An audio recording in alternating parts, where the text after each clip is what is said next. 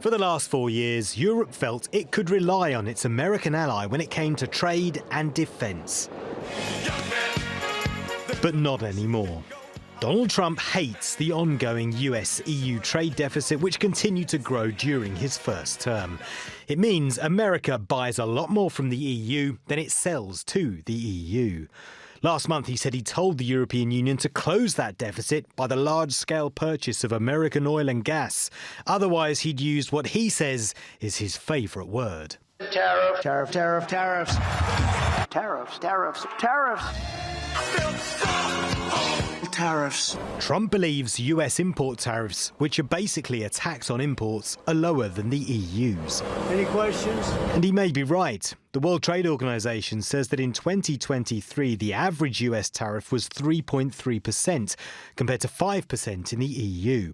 But that rises to 10% when it comes to importing American cars into the European Union, which is why he's threatening the bloc with counter-tariffs, a tactic that, for him, doesn't just apply to trade wars. We need Greenland for national security purposes. People really don't even know if Denmark has any legal right to it. But if they do, they should give it up because we need it for national security.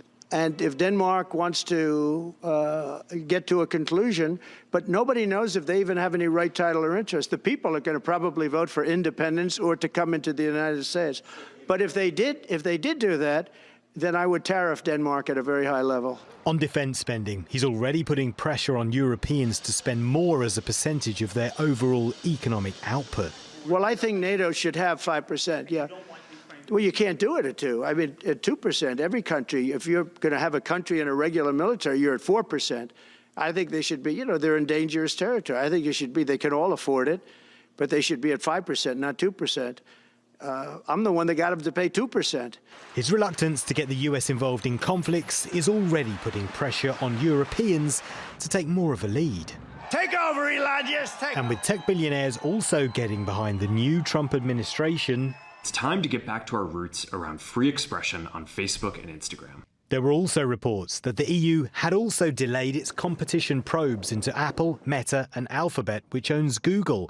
But the EU has denied this. There haven't been any delays, because I saw that it was reported that it has been slowly or delayed something, but we have the investigations going on. It's a sign, though, that on technology, as well as trade and defence, Europe will find itself tested again for the next 4 years. 4 more years, could you stand it?